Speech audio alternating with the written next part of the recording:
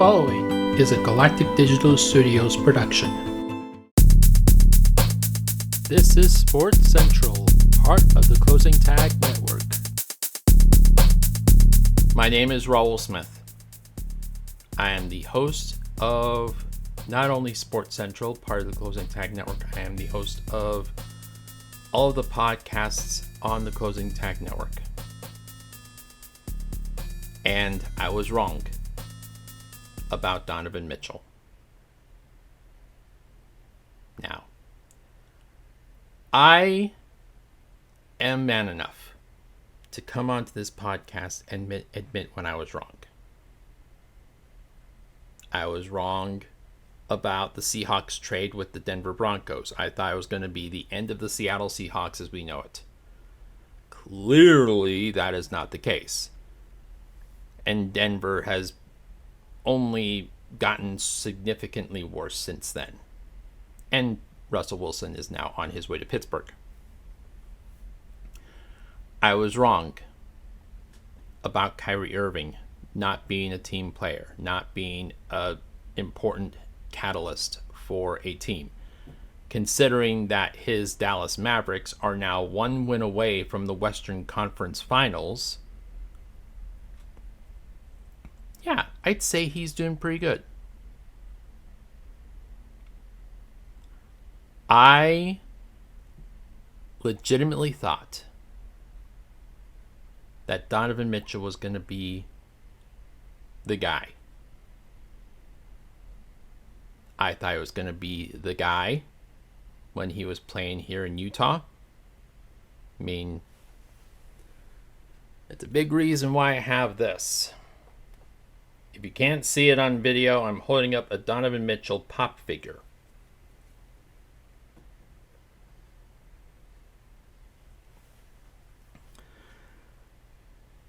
I thought he was going to be the guy with the Cleveland Cavaliers. And I had to come on here, or that I came on here.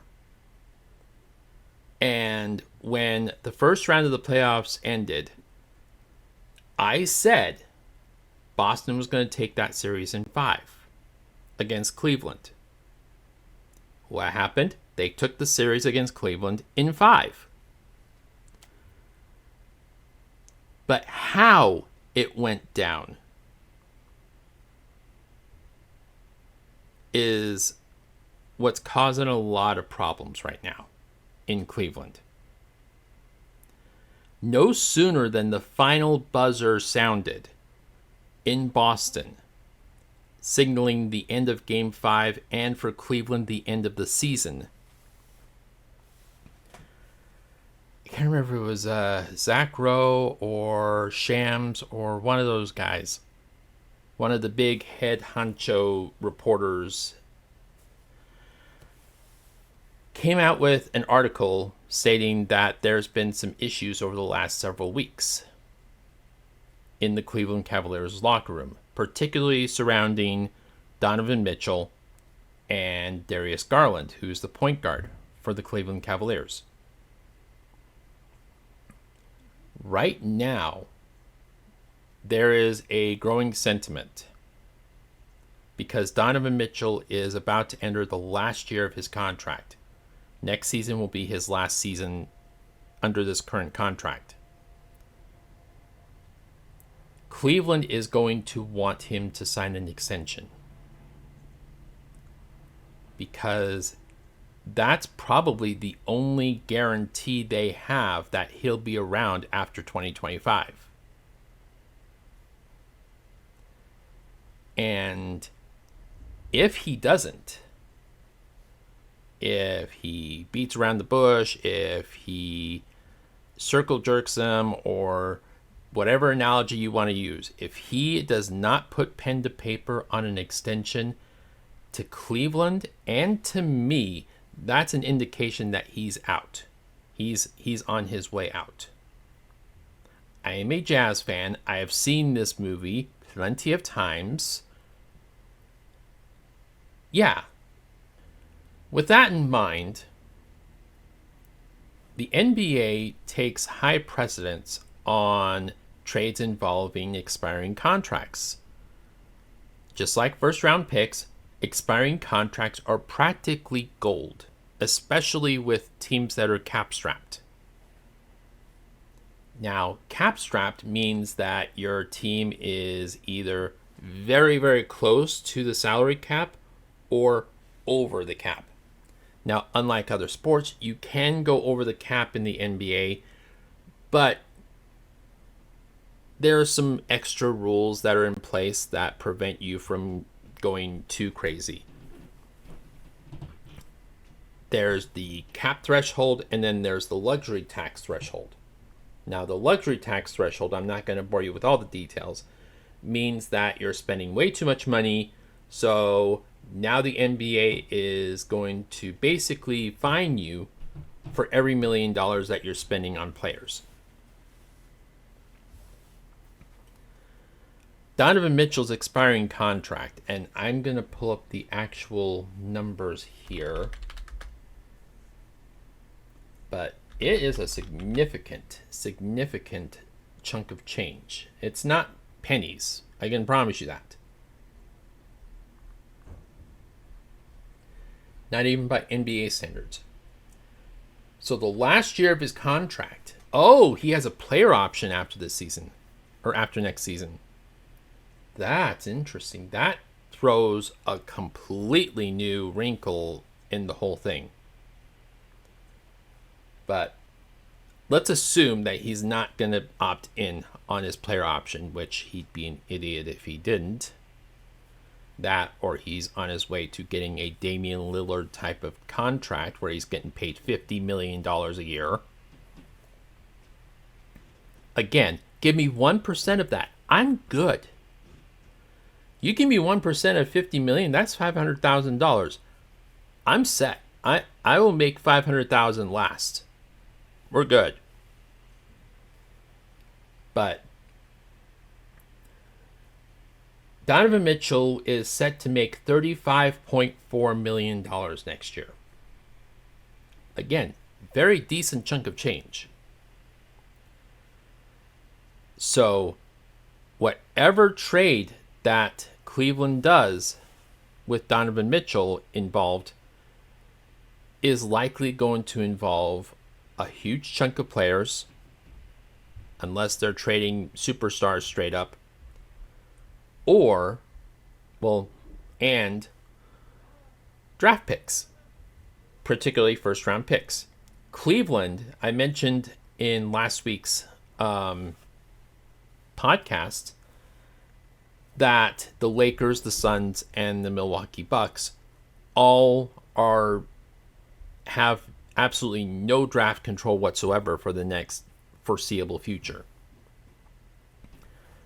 Cleveland is in that same boat because of the Donovan Mitchell trade from Utah to Cleveland.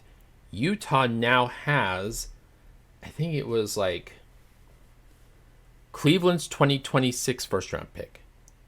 No, Cleveland's 2025, 2027, 2029. Those 3 first round picks from Cleveland now belong to the Utah Jazz. Additionally, Cleveland and Utah has a pick swap option. So, whichever team has the worst draft pick out of the two for 2026 and 2028, that pick belongs to Cleveland. The better of the two belongs to Utah. I know it's a little confusing. But that's basically Cleveland's own doing. So the best way to remedy a situation like that would be to obtain draft picks of their own. Now, all that said, Cleveland has an excellent roster. It's not going to win a championship anytime soon, but it has a decent roster. You have guys like Darius Garland, who's a significantly good ball handler. You have Jared Allen, who's excellent defensively. You have Evan Mobley, who, no fault of his own, he's not exactly a shooting big man. I mean, I blame the coaching staff on that one. You have guys like that are on your team that are going to be huge producers of, points and whatnot. So Cleveland's not exactly hurting for talent. They're just hurting for, talent that can work together. So I've put together some ideas on what the Cleveland Cavaliers can do if Donovan Mitchell does, in fact, refuse to sign a contract extension. There's another situation brewing regarding the Miami Heat and Jimmy Butler. Jimmy Butler made some comments. I can't remember what it was that he commented on. And Pat Riley, the president of basketball operations with the Miami Heat, the guy that basically calls all the shots, the guy that put together the Miami Heat team that dominated the early 2010s, basically told Jimmy Butler to go shut the fuck up. So, Jimmy Butler's temperament and his mentality is not going to handle that very well. So, let's assume that Jimmy Butler is now on the trade block with the Miami Heat.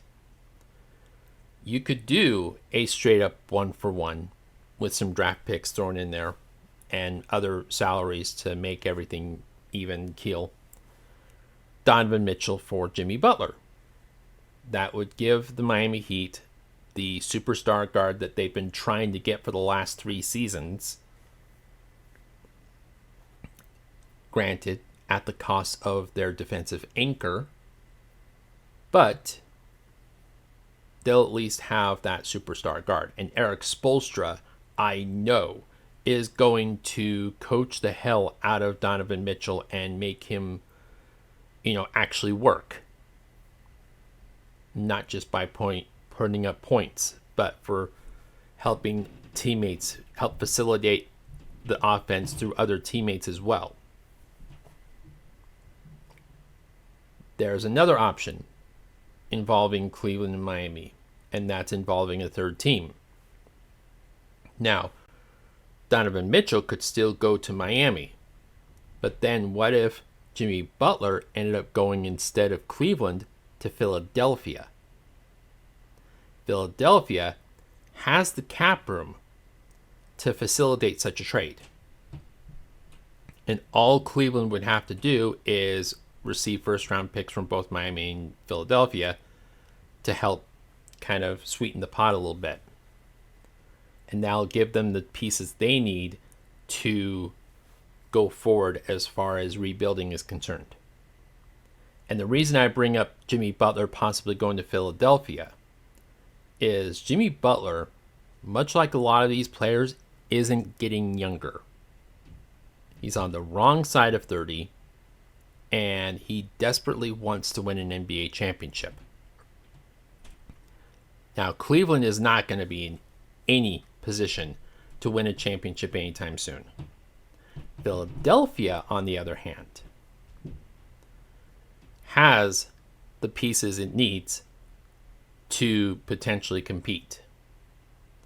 They have Tyrese Maxey. They have Joel Embiid. They have all the pieces in place to go deep in the playoffs. So, Philadelphia is an option.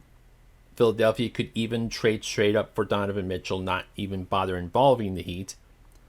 And a backcourt of Donovan Mitchell and Tyrese Maxey sounds like a problem for the other 29 teams in the league.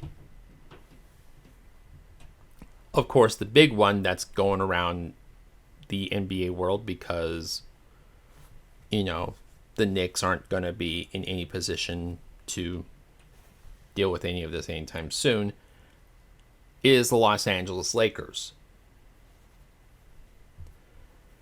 Now, there is a possibility that the Lakers could trade Rui Hachimura, Austin Reeves, and some other players along with pick swaps. Because, again, the Lakers have draft control after 2029. So it's not much, but it should at least entice Cleveland to at least listen. The Brooklyn Nets, similarly, have almost no draft control until 2029. But could Cleveland potentially send Donovan Mitchell and Jarrett Allen, kill two birds with one stone, to Brooklyn for draft picks Dorian Finney-Smith and Ben Simmons? It's possible. It is very possible. Now, why did I mention the Knicks? Well, for the last several years, the rumor was always, well, Donovan Mitchell doesn't really like being here, whether it be Utah or Cleveland. He wants to go back home because Donovan Mitchell is from the New York area. He wants to go back home. He wants to go play for the Knicks. This is the scuttlebutt in the news that's been going around for years regarding Donovan Mitchell. But I don't know if you guys have been paying any attention, but the New York Knicks are doing just fine. Not just that. As of this recording, and it may have changed by the time this podcast drops, the New York Knicks are 1 win away. Here's a stat for you. Here's a crazy, mind-blowing stat. I did mention a mind-blowing stat a couple weeks ago regarding the NBA playoffs and LeBron, KD, and Steph Curry. Here's a mind-blowing stat for you. The New York Knicks are 1 win away from their first Eastern Conference Finals in 24 years. 24 years. One of the most storied franchises, one of the original NBA franchises, one of the biggest media markets in the world, hasn't been to a conference finals in 24 years. That is almost Dallas Cowboys-esque. But they're doing it the exact opposite way that they've been trying to do it for the last 24 years. All this time, all these years, how many times has James Dolan said, or it's been intimated, that he's after a Kevin Durant, or a Kyrie Irving, or a LeBron James, or a Donovan Mitchell? And how many times has he swung and missed on every single big name free agent? Here's the craziest stat. Outside of Carmelo Anthony, the New York Knicks haven't had a single superstar, bona fide superstar, go to their team in that 24 years. Not one. Other than Carmelo Anthony, and that was a trade. That is wild. This entire time, over the last 2 years, they've been building this team up. Jalen Brunson, maybe a bona fide G, but he did not show up in New York as a bona fide G. He had one good series with the Dallas Mavericks. I think it was against Utah. Go figure. And instead of re-signing for pennies on the dollar with the Mavericks, he signed a lucrative contract with the Knicks. Keep in mind, he was at best, a decent point guard in Dallas. Ever since showing up in New York, he has taken his game from here to about here.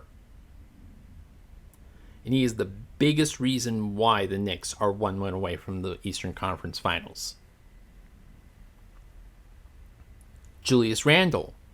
Julius Randle had a few good years with the Lakers and the Hornets or Pelicans or whatever. I always get those two confused. But he had a few good years in New Orleans and LA, but nothing that would indicate that he's going to be a top-level superstar. Well, since he's shown up in New York, he too has taken his game from here to about here. And he has become a bona fide all-star. Same thing with OG Anunoby. OG Anunoby was a really good player in Toronto, but he wasn't what many would call a superstar player. He is now on that same level with Brunson and Julius Randle. The New York Knicks are building their own superstars. And I have a theory as to who might be the mastermind behind that, but we'll save that here in a minute. The New York Knicks are building their own superstars. They basically have decided, okay, we can't bring superstars, bona fide superstars from other teams to us. So we're just going to make our own. And it's working. Now, here's the question that I have for Knicks fans and for anybody that thinks the Knicks are still going to be in playing for Donovan Mitchell. Why? Not why would Donovan Mitchell go to the Knicks? That was a question that I would have had before. The question now is, why would the Knicks want him? Why would you want to trade at least 30% of the team that's got you this far, the farthest you've gone in 24 years? Why would you want to trade 30% of that team for a guy that in his career has never made it out of the second round? And I say that with deep respect and love and admiration for Donovan Mitchell. But the facts are the facts. He has never made it past the second round. And you're about to trade 30% of your team that's about to go further in the playoffs than any Knicks team has gone in 25 years? Why? It makes no sense. It makes absolutely no sense. And the one guy that you have to credit all of this to, not Leon Rose. Well, Leon Rose does deserve some credit, but not a whole lot. Not even Tom Thibodeau. Tom Thibodeau is a decent coach, but he's not a mastermind of player development. But it's the same guy that developed Donovan Mitchell and Rudy Gobert and Joe Ingles and all those guys in Utah. The guy's name is Johnny Bryant. If you don't know who that is, educate yourself. Johnny Bryant was an assistant coach with the Utah Jazz when Quinn Snyder was there. Well, at least for the first few years. He helped develop Rudy Gobert. Rudy Gobert, when he first came into the league, was a scrawny, tall French dude that had almost no muscle mass to him whatsoever. And now fast forward to his role with the Minnesota Timberwolves, and he's become not only a 4-time Defensive Player of the Year, but he's become a bona fide superstar. Donovan Mitchell, when he first came with the Jazz, people were said, well, he's going to be good. But the Jazz are rebuilding. It's not going to be a good first couple of years. Donovan Mitchell, with Johnny Bryant's help, basically said, no, we're not rebuilding. You got me. We're good. Johnny Bryant has taken guys like Julius Randle, like Jalen Brunson, like OG Anunoby, like Dante DiVincenzo. And he has turned this New York Knicks team into a legit contender. No superstars needed. No big flashy free agent signings needed. No, we got this. We're good. I give Johnny Bryant all the credit in the world for turning that New York Knicks team around. And I'm sure he's going to be in for a nice payday from Mr. Dolan. So where does that leave, other teams? There are other teams that could potentially be in play for Donovan Mitchell. Now, depending on who the team is, you'd have to consider that it may just be a one-year rental. Teams like Golden State, teams like Orlando, teams like, what's another one? Dallas was reportedly in talks. I don't know how they would, make that work with Irving and Doncic, but keep in mind the Golden State Warriors have their own issues going on right now. I mentioned very briefly, but there's a very real chance the Golden State Warriors may be entering a rebuild of their own. Because if you think about it, Klay Thompson is an unrestricted free agent. And if he leaves, there's a very real chance that Golden State may just hit the reset button altogether. That could mean trading Draymond Green. That could mean trading Chris Paul, because Chris Paul still has 1 year left on his deal. That could mean basically abandoning every hope of winning an NBA championship ever again while Steph Curry's around, and just building for the future. Trading for Donovan Mitchell would not be trading for the future. However, trading for Donovan Mitchell might be just enough to convince, Draymond Green and Steph Curry to give it one more try. Now, who do I trade for Donovan Mitchell if I'm the Golden State Warriors? Chris Paul. Chris Paul and potentially Klay Thompson in a sign-and trade. Now, I would not trade Klay Thompson to Cleveland. I would trade him to a team that he was going to sign with anyway. Someone like Orlando, someone like Philadelphia. Now, those teams with cap room could very easily just say, well, we have the room to sign him outright. Why do we need your help? Keep in mind, Tyrese Maxey's also an unrestricted free agent coming into this summer. And NBA rules state that you have to take care of your own first and then bring other players in. Tyrese Maxey, because of his most improved player level performance this year, could be looking for a Jalen Brunson type of paycheck. And if that's the case, you can kiss that cap space goodbye. So, with that in mind, trading Klay Thompson to Philadelphia. Philadelphia then trades salaries and draft picks and whatnot to Cleveland. Cleveland then trades Donovan Mitchell to Golden State.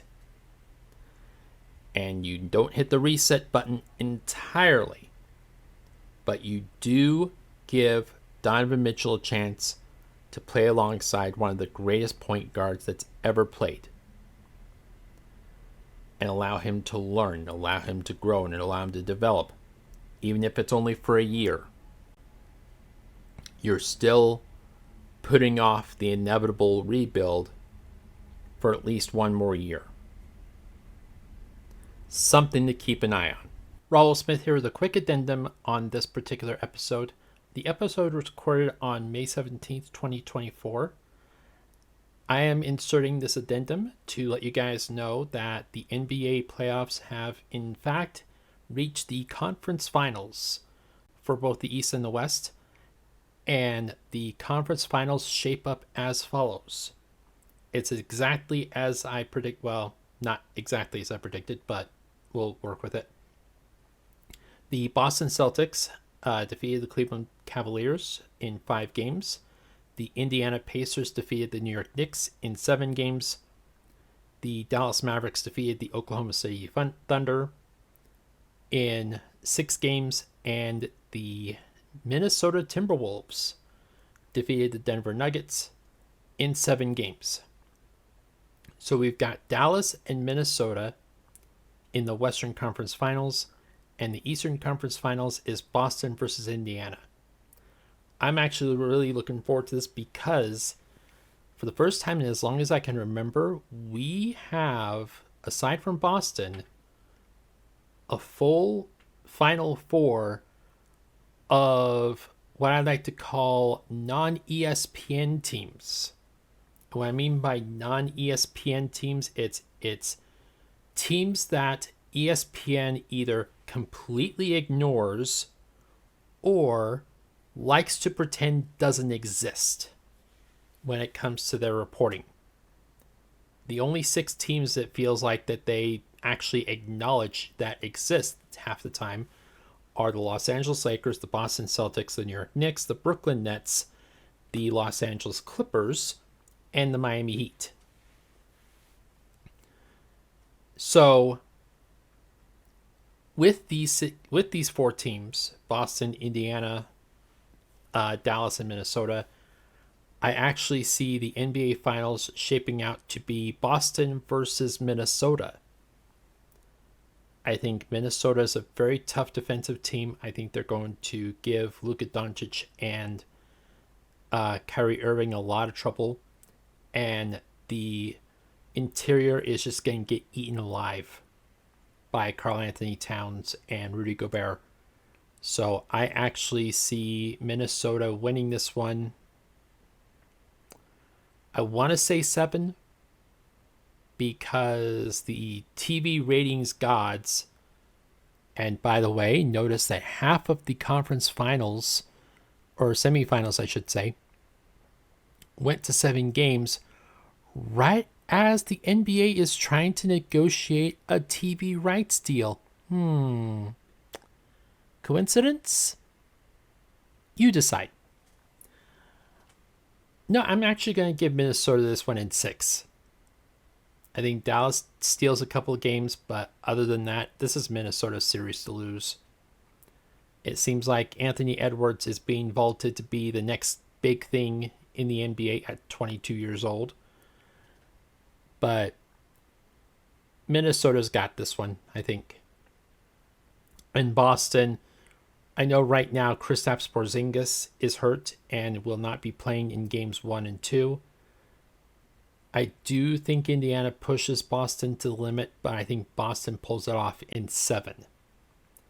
Now, I say that with the understanding that either A, Boston has a backup plan in place, or B, Indiana just completely takes them for granted, takes them lightly because of Kristaps Porzingis being hurt.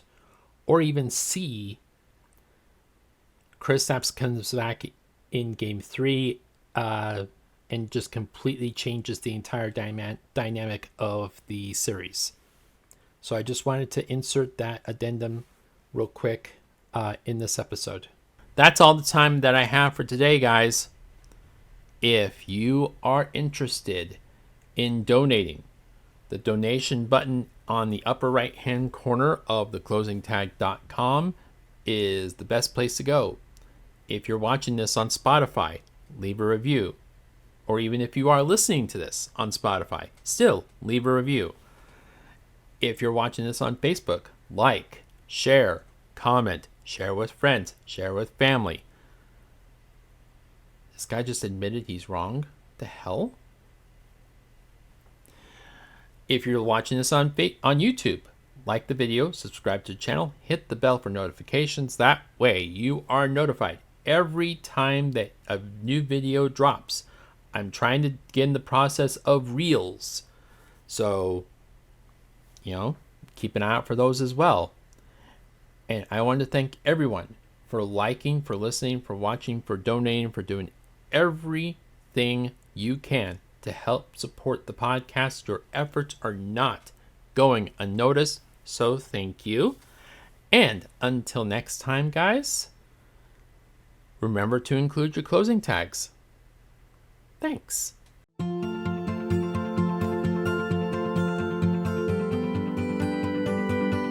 This has been a Galactic Digital Studios production.